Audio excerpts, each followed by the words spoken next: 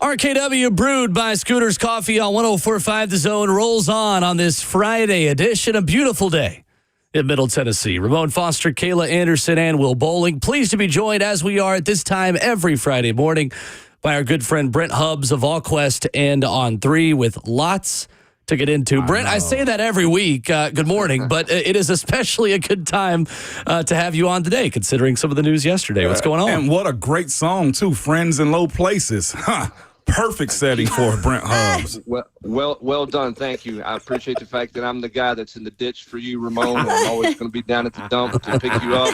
But I am impressed that you are going through the playlist that I've been sending. Well done, my Yes, friend. sir. Win the week. Yes, sir. Hey, me, Brad, and Philip will have a playlist driving up today, okay? Just so you know, I've reserved hip-hop, okay, for night times, all right? And because of that, we will be playing country and slow jams, all right? All right. Sounds good. All right, Brent, we begin with the big story and a lot of reporting, a lot of buzz around Nico Iamaleava, a new NIL deal, and maybe even transfer portal yesterday. What do we know, Brent? Let's start there with just the facts of what is going on as Tennessee gets ready for a spring game tomorrow and now has this come out about their quarterback. Well, what we know is that Nico's going to go through the spring game tomorrow. Obviously, there is a report by Pete Nakos from On 3 saying they were negotiating and renegotiating on his contract. Pete wrote that story for whatever for his reasons. He had multiple sources that he felt comfortable with saying that this was going on. Last night, Nico's father went to Twitter and said sternly that the story was inaccurate and was wrong. And Cordell Landers, who is a close friend, confidant of the family, came out and said not only was the story wrong, but that Nico was very happy with the current deal he's on. Everything's good. Everything's great at Tennessee. So what's the truth? And this is the hard part, and I'm not going to try to ramble all morning in this segment because nobody wants me to do that. But this is the challenge in covering NIL. Because there is no FOIing an NIL contract. You can't find out what somebody's deal is because it's through a third party. So there is no state law that says a public institution has to give you all the information about that. We know that fans want to know, or they think they want to know, the transparency of all of this, and then maybe they don't really want to know how the sausage is made ultimately. We also know student athletes don't want that information out there. That's why Olivia Dunn testified in front of the House settlement saying it's none of your business how much money I make. I shouldn't have to report it to anybody. We have multiple states from Oregon to Tennessee and everywhere else that are introducing laws to limit that information. Oregon doesn't want to report it at all to the enforcement arm. The Tennessee proposed law says we'll report it to the enforcement arm, but the media can't, and it's not public information. Why? Those places, schools don't want other schools to know how they're managing their roster so that nobody can look at a list of numbers at another school and go, hey, let's go after this player, or hey, let's act like we're going after this player and drive the price up there so that we can go after somebody else. So everybody wants to know or thinks they want to know, but there is no absolute in this because there's no clear transparency in it. Let's go back to the Nick Saban story. Nick Saban was going to Alabama. It was reported widely that he was going to Alabama. Nick Saban comes out and says, I'm not going to Alabama. That's not true. Well, at some point, rubber was going to meet the road. He either became the coach at Alabama or he didn't. So you had closure and you had knowledge. In this case, Nico could be the quarterback this fall, and there'll be a section of people that say, well, he must have got a new deal. But we'll never know if he got a new deal unless his people put out that he got a new deal, because what you end up having in these situations with the lack of transparency is he said, she said. It's really fascinating, Brent, because it does feel like we live in a world where even if you introduced binding contracts with buyouts, and a lot of these guys have contracts, until you have agents that are required to broker said contracts, right, Brent? Like, we're always going to have people in quote unquote camps, like we always talk about, who are going to be interested in talking to other parties or putting names out there. Is that the biggest issue in all of this? Just who is representing these players? Because in the NFL, there is a long process of being credited and being a legitimate agent that is allowed to broker things like this. Well, I think the bigger issue is the fact that it's free agency 365 days out of the year. Yeah. Mm-hmm. Anybody can come out and say, hey, I'm going in the portal when it opens in a week. Somebody can come out in August and say, I'm entering the portal in December. I'll declare myself a free agent 4 months before that window opens, but I can declare myself a free agent anytime I want to, and basically as many times as I want to. Now, you can only transfer twice during a given year, but you could declare yourself a free agent any day. In the NFL, you have a couple of things. One, very few guys are working on one-year deals. Okay, generally that's a vet, right, Ramon, and a guy who is a short-term fix, and everybody knows when he arrives he's on a one-year deal. The guy's likely not going to be back the next year unless he just blows up. They're taking a one-year rental, one-year chance on that guy. Everybody else is on a multi-year deal. And then you know when that contract is up. Then you know when the free agency window opens. Then you know where that guy goes and visits. You know what the cap space is at the place he's going to visit, what they can offer, what they can't offer. Right now, there's a lot of hedging and cloak and dagger and all those things that make it very hard to ever get it out of the he said, she said world. And that's why it's very challenging to cover. And that's why it's not a situation where a bunch of people are sitting around in a room going, hey, let's make up a story today for clickbait. Everything he wrote was based on the credibility on the information that he had. Okay, but clearly he didn't have that information directly from the family based on the family's tweets last night. So the question now becomes for every Tennessee fan, what's going to happen? And the answer to that right now is we don't know. We don't know what's going to happen. Based on the tweets from the family last night, this is a non-story and a non-issue. He's going to be there and it's over and all of that. Is that really the case or not the case? If you take them at their word, that's the case. But is there something going on behind the scenes that they don't want public or doesn't become public or you can't find out to be the case? Perhaps. And that's the challenge in the whole NIL era that we're in right now in college athletics. Brent Hubbs with us this morning, VolQuest's and on 3. Hubbs, in that same sentiment, right? This stuff pops up because you're allowed to. And I just like to, bring up like Ricky Gibson. Same situation, came out and we've heard nothing else from it. And he's been at practice as far as I'm concerned. This just how it goes to Hubbs because you're allowed to do this basically? Well, everybody's situation and how everybody handles all this is different. And that goes back to what Will was talking about with various agents who are just handlers, who are, people who think they're the handler and they're going to help them go through stuff. And everyone is different in terms of where the story leads from. Some people want to negotiate their stuff publicly because they think it gives them a leverage handle. Some people don't want anything out there publicly. And that's why there's been 24 stories at VolQuest that have been ready to go if player X enters the portal, but he never entered the portal because there was some kind of agreement reached to where the player who was telling people he was going to enter the portal privately never entered the portal.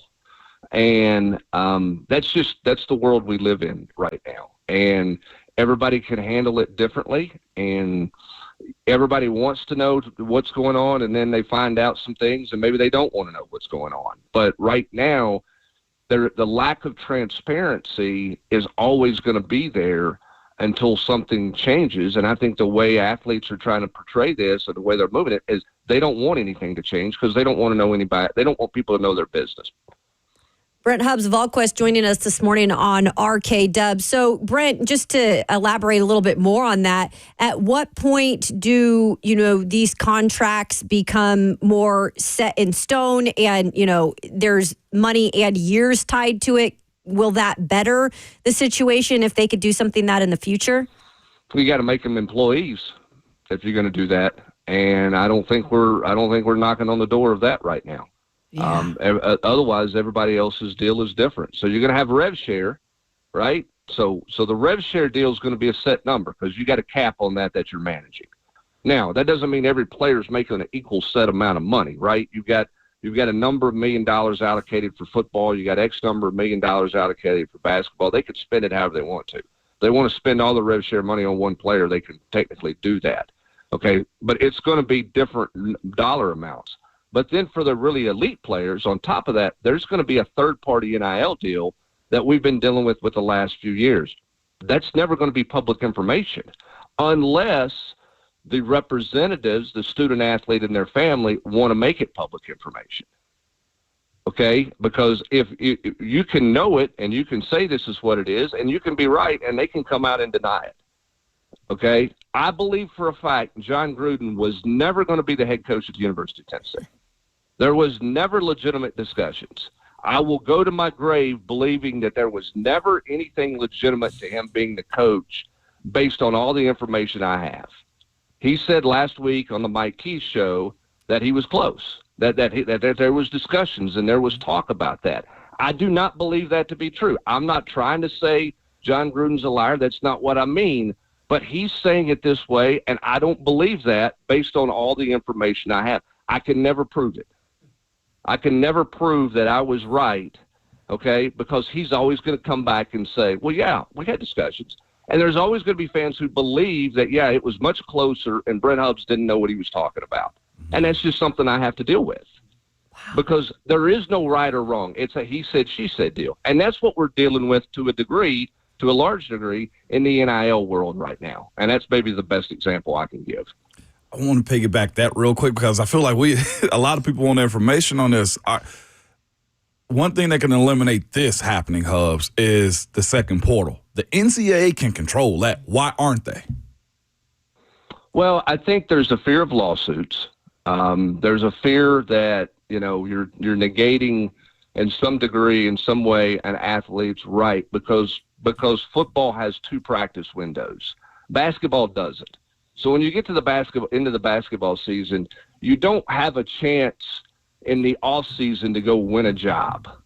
Okay? So there was always a belief that it would be more fair to the student athlete if they stayed, competed, and went through spring practice to know truly where they stood and make a more informed decision that way.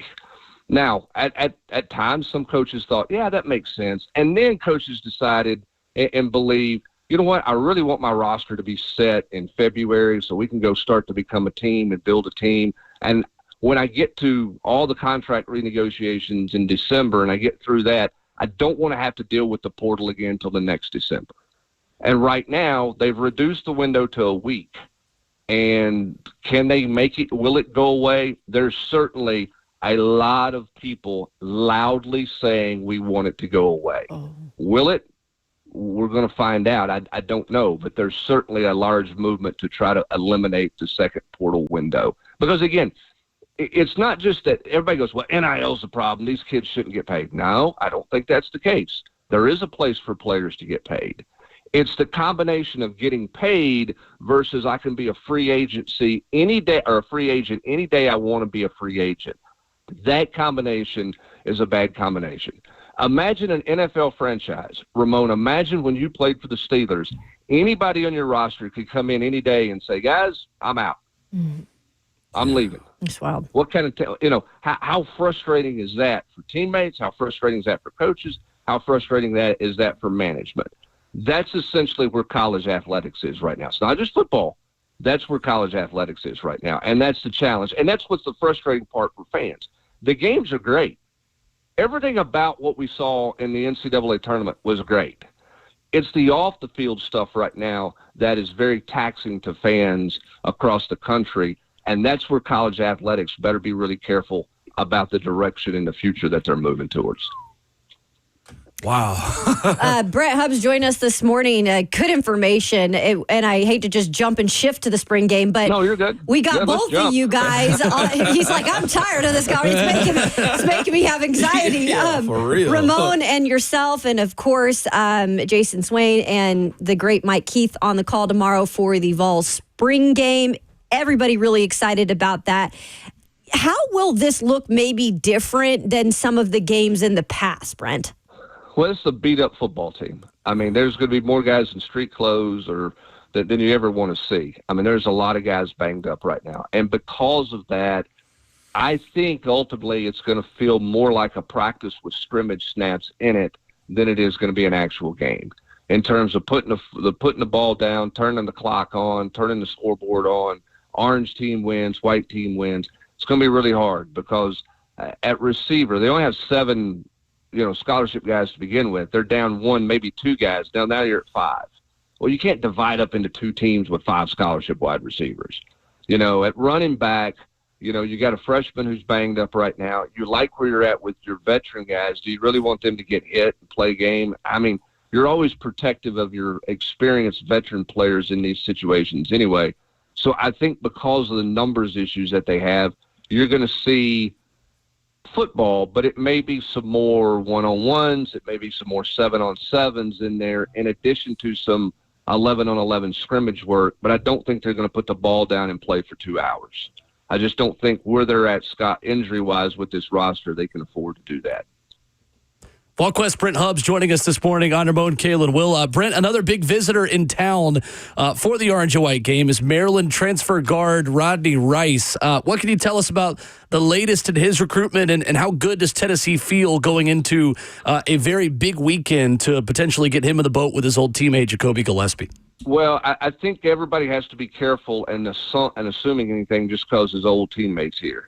He may very well want to play with his old teammate, but he's also looking to make a business decision. Mm-hmm. So where is the NIL money at for that? Is there more money with Villanova, and that's more important to him, or is playing with his teammate more important to him? What I'm saying is it's not a slam dunk that he joins his teammate. He's visited Villanova. He's coming off that visit, coming to Tennessee tomorrow. He finishes at Villanova today. He's had Zoom calls with Southern Cal. He's had a Zoom call with Gonzaga. Auburn is certainly trying to be in the mix there as well. So the question is going to be, coming out of the Tennessee visit, is it a Tennessee-Villanova battle and he's done, or is all these other schools in it? Does he need to visit them? Can he make a decision without ever visiting somewhere? We're certainly seeing that in the transfer portal as well. So I don't think it's a slam dunk. I certainly think Tennessee's in it. But I don't think it's a lay down because Jacoby Gillespie is here, because there's a business element to this in terms of the financials.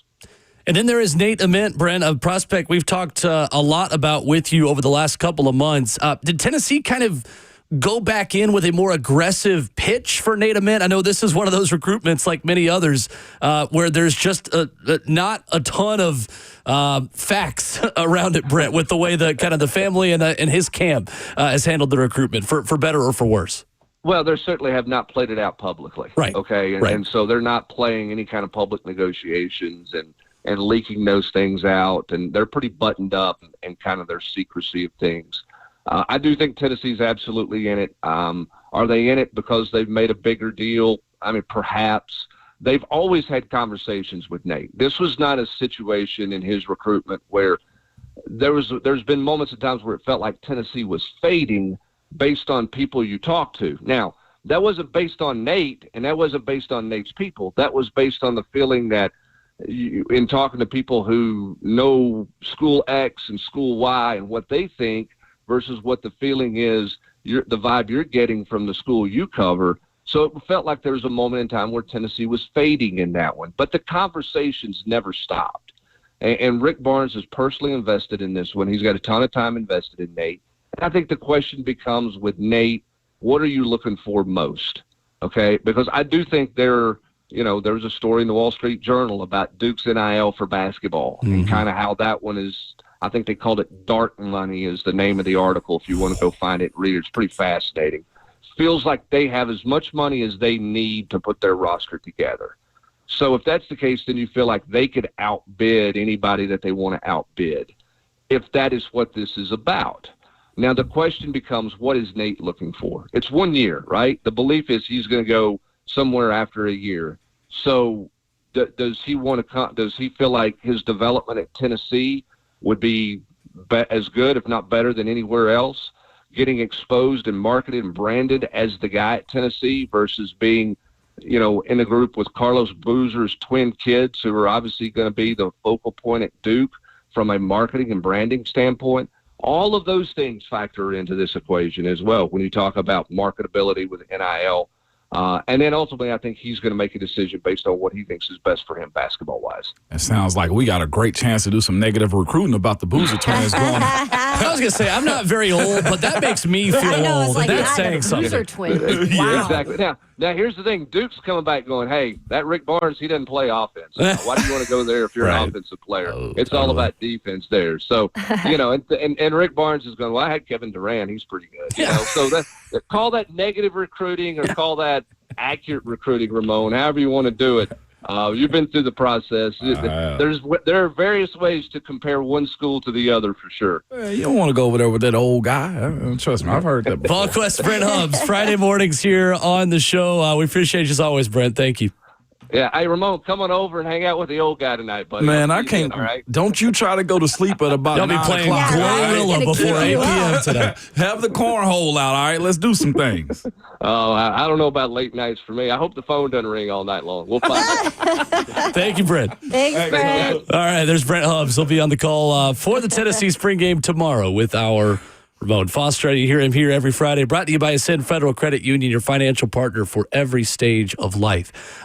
Very interesting information on the Nico Iamaleava saga, the Nico Iamali saga. There we go. Trying to do a thing there. No. Don't let them have that What do we right call it? there. Something that gate? That wasn't good. Whatever gate. Well, I think we Nico went with the Gate. Nico Iamali Yeah. saga. Thank you. I- Molly saga. I think I'm hilarious. Coming up, we'll react to what Brent Hubbs told us, and we'll react to breaking news in the NFL. A quarterback has landed in a new place. That's next.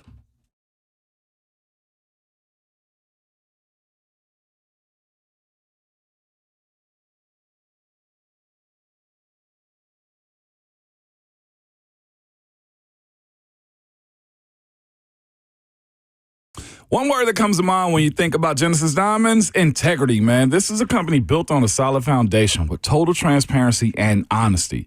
This is why they don't have commissioned salespeople. They pay their employees, not you. So they aren't under any pressure to sell you anything, and you aren't under any pressure to buy anything.